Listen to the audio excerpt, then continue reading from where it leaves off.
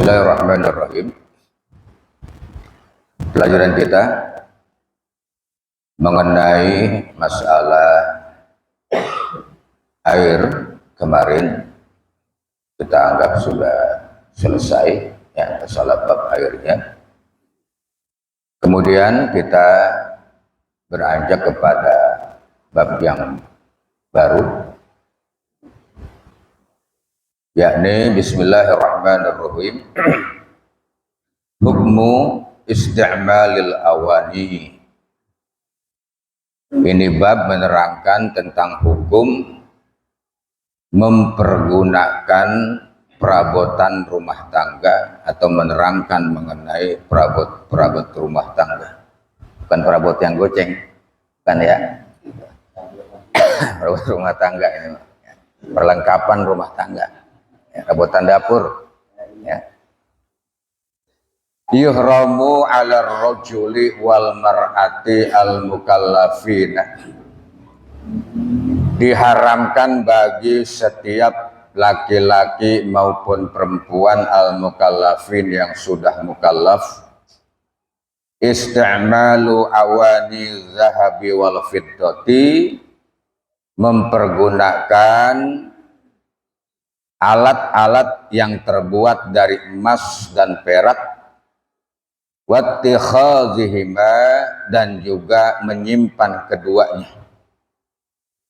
Lima sahih, berdasarkan hadis sahih, annan nabiyya sallallahu alaihi wasallam qala, bahwa baginda Nabi telah bersabda, la tashrabu, janganlah kalian minum, fi aniyatil zahabi wal fiddah,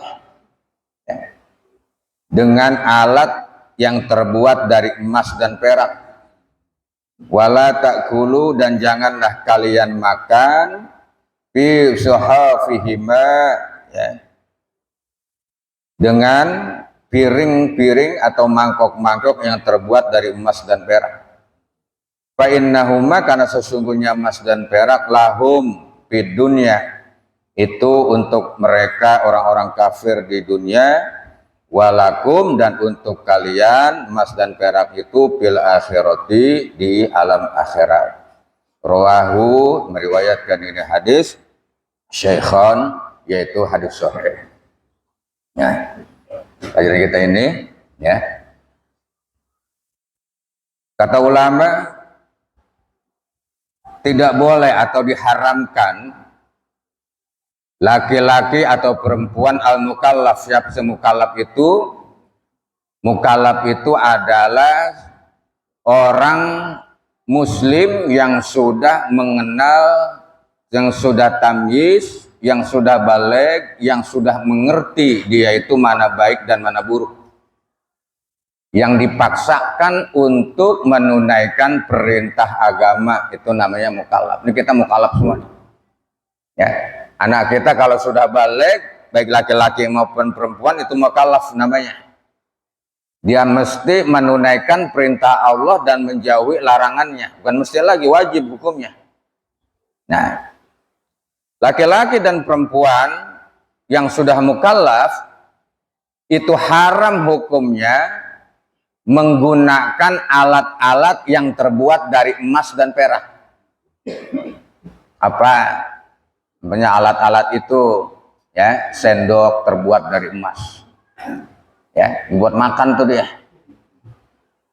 Cangkir terbuat dari emas. Nah, sekarang ada pun nggak yang begitu?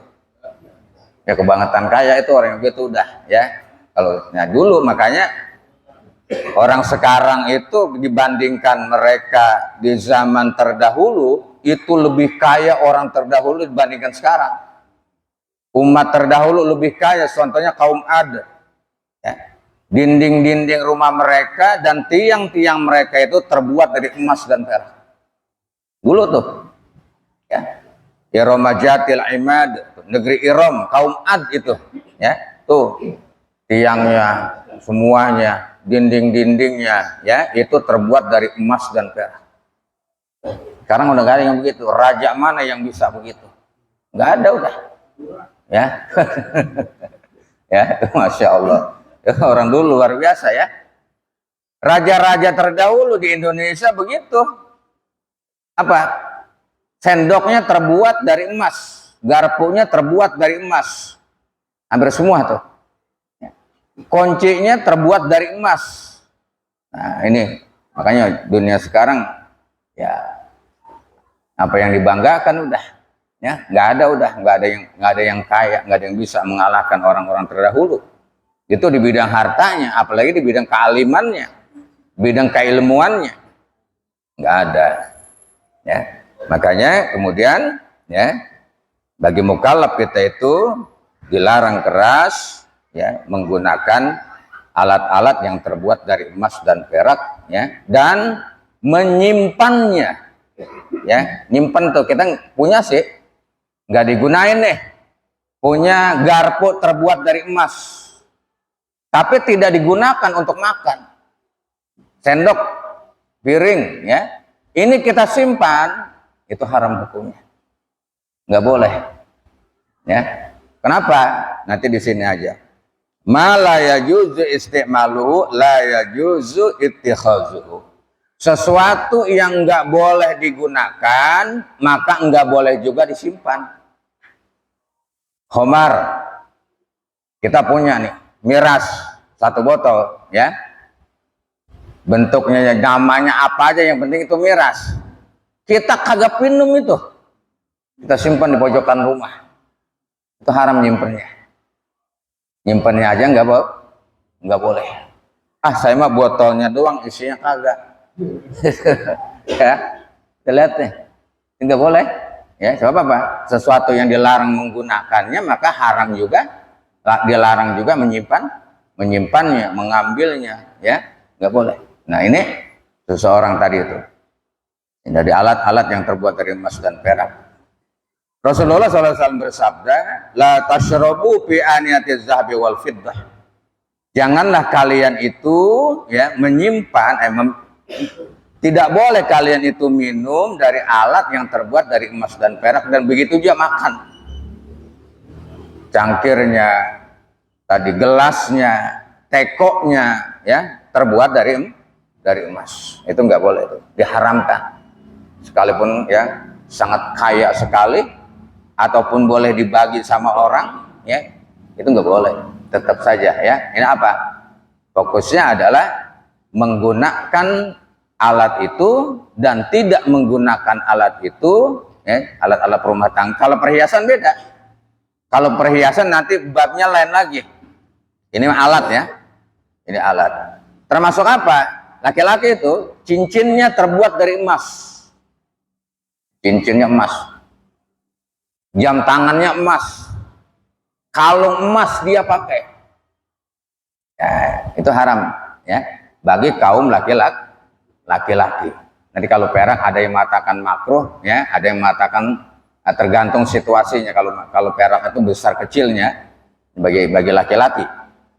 Nah ini ya kalau kita nanti ada bagian-bagiannya.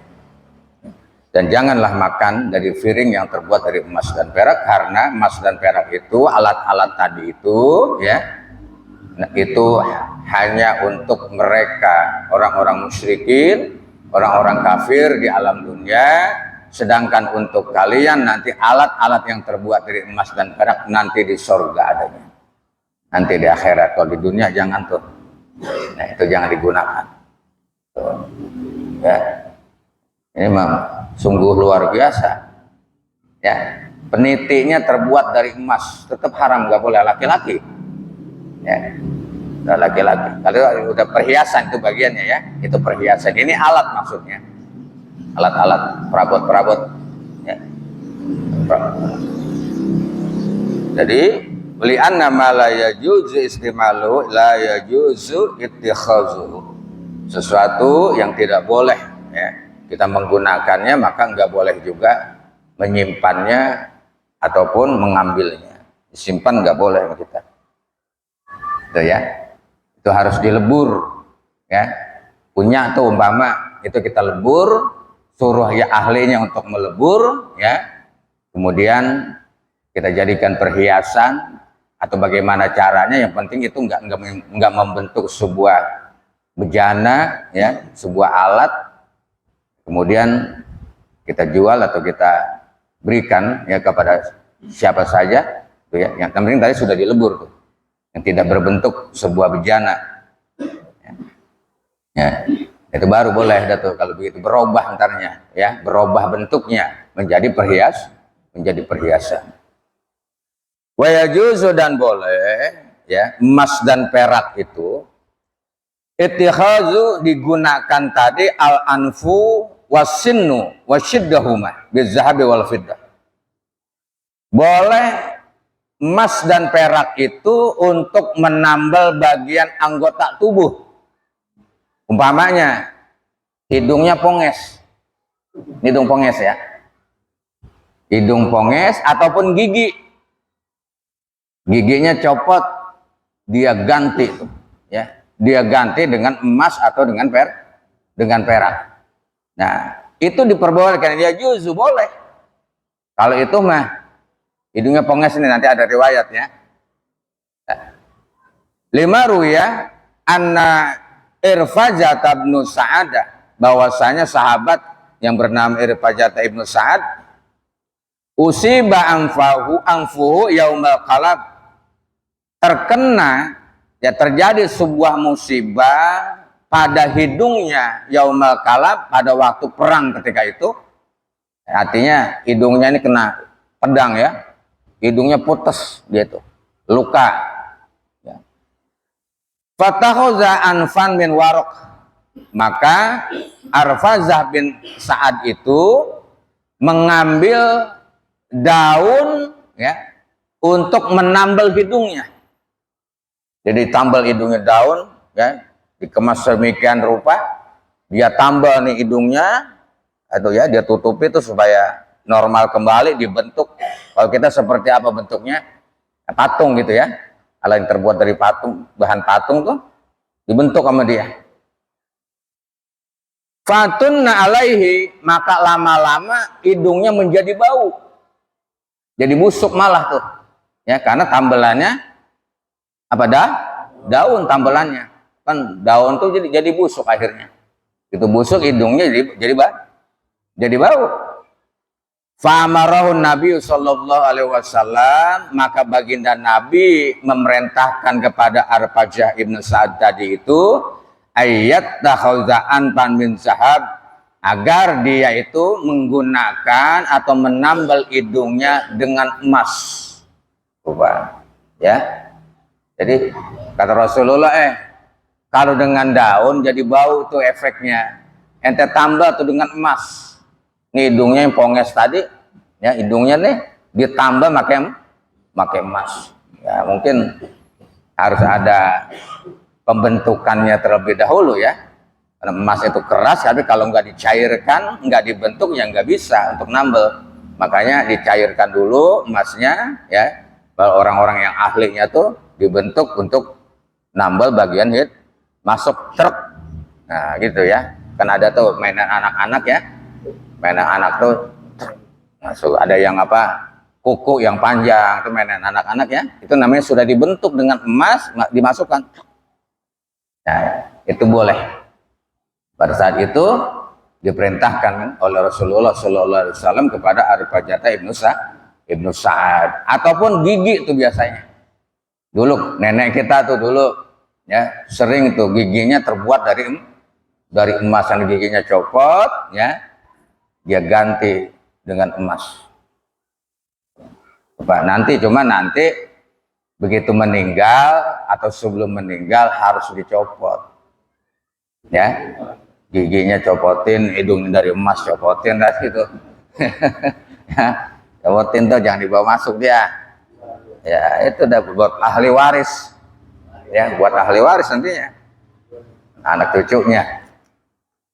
Nah, itu diperbolehkan. Kalau apa?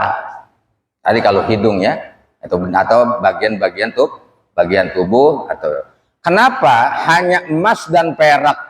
Emas ini tadi bagi mukallaf itu dilarang menggunakannya. Kenapa tadi?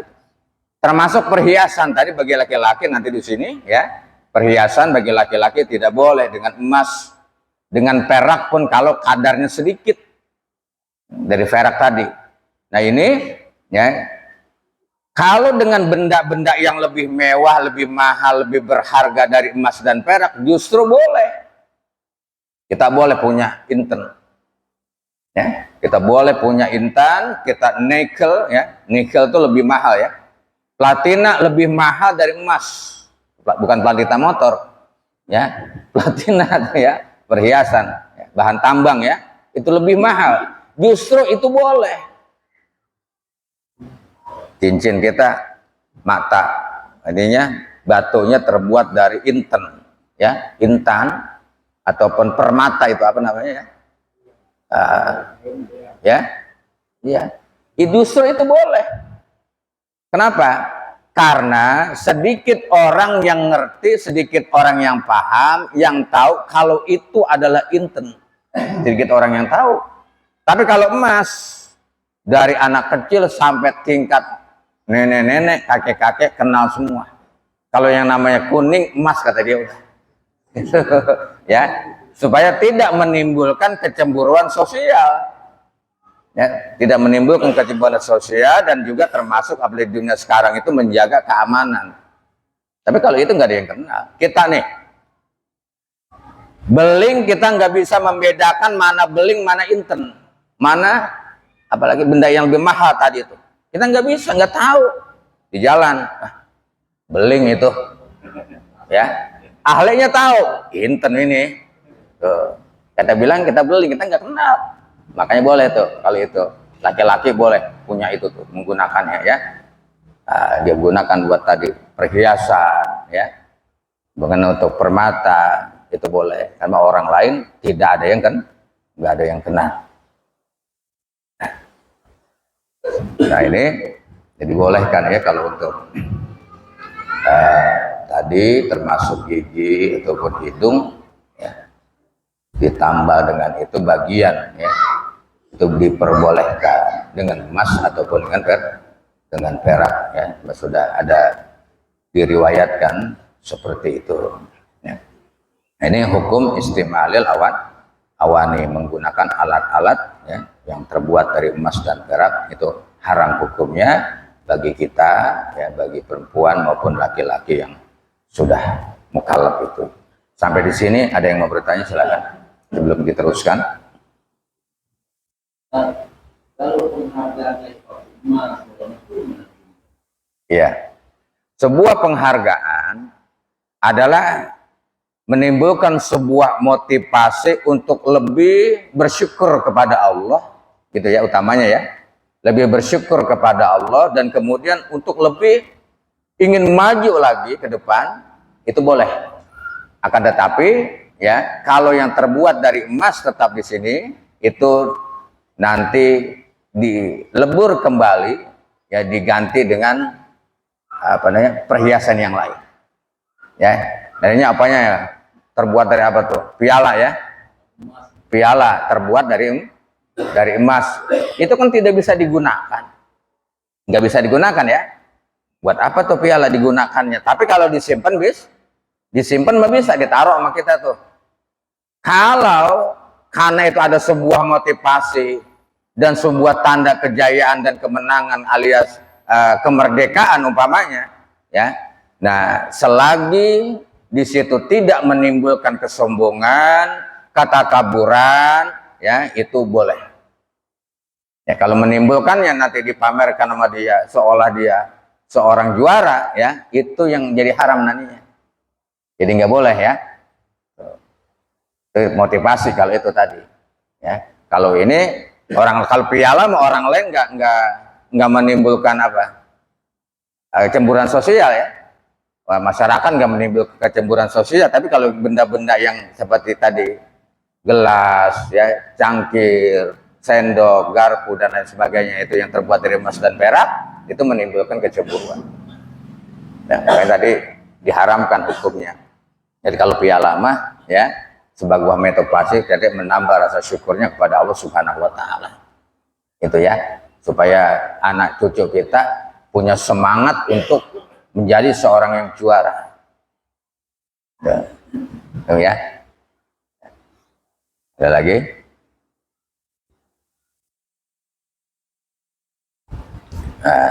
Masih sore ya. Tidak ada, kita lanjutkan. Hukmu dibati. Dibatu zahabi haramun mutlaqun. Ini menerangkan tentang hukum menambal. Dibatu zahabi haramun mutlaqun. Menambal sesuatu dengan emas, melapisi sesuatu dengan emas, haramun mutlaqun, itu mutlak keharamannya. Nah, nanti maksudnya begini, besi, kita punya besi nih, cincin besi. Biasanya kita pakai khotam ya, pakai cincin. Ini kita lapisin dengan emas. Kita suruh tuh ahlinya. Biasanya engkau Cina ya, biasanya tuh, kok ini tolong dilapisin dengan emas. Sekian gram. Nah, kita pakai, itu tetap hukumnya haram. Walaupun tadi hanya dalamnya ada apa namanya, besinya ataupun baja ataupun kayu yang kita lapisi dengan, atau apa saja yang kita lapisi dengan emas, itu haramun mutlaqun, ya, hukumnya mutlak keharamannya itu. Nah, kalau dilapisi nanti ada bagian, ya ada bagian tertentunya, apa saja ya, termasuk perhiasan-perhiasan kita. Ya, bagi apa nih? Ya, nanti ini bagi laki-laki. Kalau bagi perempuan mah mengenakan emas, mengenakan perak boleh, mengenakan sutra boleh. Kaum wanita pakaiannya, bajunya ini busananya terbuat dari sutra boleh. Pakaiannya terbuat dari emas semua umpama, ya, umpama tuh. Kalau ada, ya. Kalau wanita, kalau laki-laki nggak boleh, ya, haram. Lima ruya anna Rasulullah sallallahu alaihi wasallam qala. Diriwayatkan bahwasanya Rasulullah sallallahu alaihi wasallam bersabda, "Hurrima, diharamkan libasul hariri wal zahabi ala zukuri ummati." Ya. Diharamkan mengenakan sutra. Ini pakaian maksudnya. Ya, mengenakan pakaian yang terbuat dari sutra, wa zahabi, dan emas, ala zukuri ummati, untuk kaum pria dari umatku. Wa uhilla li unasihim, dan boleh untuk kaum wanitanya. Jadi kalau wanita mah boleh, kalau laki-laki nggak boleh mengenakan sutra. Ya. Nah, katanya sarung BHS gitu ya, sarung BHS katanya. Itu kan ada nomornya. Nomor 3, nomor 2, nomor 1.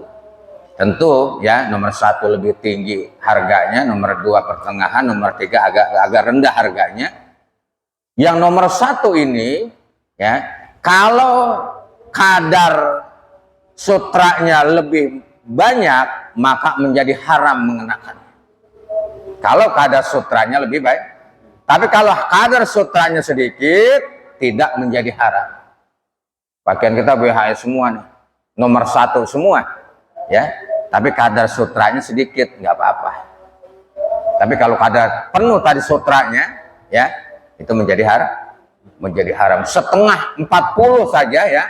40 kadar sutranya, 60 kadar bahan dari bahan yang lain, itu masih belum boleh.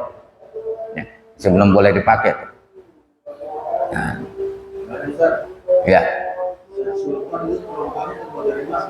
Iya. Syekh Qadir Jalani dalam hikayatnya, beliau itu paku terumpahnya terbuat dari emas. Ya. Bahkan jepitan ininya, kaki ya. Jepitan kaki itu kan ada. Itu pun terbuat dari emas. Itu bagaimana? Itu beliau menghinakan kepada emas. Dia menghinakan. Bukan untuk mewah-mewah, pamer, ya, ataupun sebuah perhiasan. Tapi dia untuk menghinakan yang emas itu dianggap mulia, dianggap berharga oleh kebanyakan orang. Tapi saya Sultan menghinakannya. Dia injak tuh emas. Itu dia, ya, emas dia injak. Kita begitu kudunya. Ya, jangan dianggap mulia atau duit, injak tuh duit. Ya, bikin pusing aja lo, kata gitu bilangin ya. Tuh. Nah, kalau udah efek beda dia ya. Tadi dari niatnya itu ya, niatnya itu yang beda. Niatnya itu. Kalau kita pakainya di sini kan lah, pakai cincin ya. Nah, beda kalau itu. Nah, ini makanya diharamkan ya pakaian sutra atau emas bagi laki-laki dan perempuan. Ini di batu zahab haramun mutlakon ya. Menambal sesuatu dengan emas itu haram secara mutlak. Jadi nggak boleh ya. Kalau kita punya cincin, bagaimana dengan disepuh? Kita punya cincin tapi disepuh, disemprot. Nanti ada bahasanya, kita bolehkan ya. Kita terangkan sedikit. Kalau disemprot dengan warna emas ataupun dengan warna perak, bila mana dengan warna emas itu ternyata semprotannya tebal ya. Bukti tebal itu apa? Bukti tebal. Bukti tebal itu sekian bulan enggak pudar. Bukti tebal tuh. Sebulan lebih enggak pudar itu warna, walaupun sering dipakai dan sering kena air ya. Bukti tipis dalam ukuran 1 minggu lebih pudar warnanya ya. Kalau sering dipakai itu namanya tipis. Kalau semprotannya tipis, ulama kita membolehkan semprotan itu ya. Semprotan kan di apa namanya tuh, sepuh ya, disepuh, di krom ya, itu di krom. Kalau tipis, kalau krom kan lama dia mah tuh ya. Ini kalau di tukang emas namanya disepuh tuh ya, disepuh tukang emas tuh ya. Itu makanya pudar dia warna emasnya atau warna peraknya hanya dengan beberapa hari atau 1 minggu lebih. Sering dipakai tapi jangan bukan ditaruh. Kalau dipakainya 1 bulan lebih belum pudar berarti tebal. Kalau tebal nggak boleh. Ada yang memakruhkan, ada yang mengharamkan. Ya, kalau tipis membolehkan. Sepuhan ya. Jadi ini apa namanya, jam tangan nih kita sepuh ya. Kita sepuh sering atau kita pakai terus ya. Dengan sepuhan emas hanya dalam waktu 1 minggu lebih, 2 minggu tadi ukuran hari itu ya, pudar dia. Ada tanda pudarnya tuh, wah, luntur ini mau udah ya. Nah itu namanya tipis dia. Tapi kalau enggak luntur ya, enggak pudar berarti tebal. Ini bagi laki-laki, kalau bagi perempuan beda ya. Hasanun sahih at-Tirmidzi ya wa ghairuhu. Ini hadis hasan sahih ya tentang larangan mengenai pakaian terbuat dari sutra ataupun emas bagi laki-laki dan boleh untuk perempuan. Untuk perempuan hadisnya sahih hasan, diriwayatkan oleh Tirmidzi dan yang lainnya. Wadib batul fiddati in kanat saghiratan li hajatin fatuhilla bila karohah ya. Wallahu ta'ala a'lamu bissawab. Gitu dulu.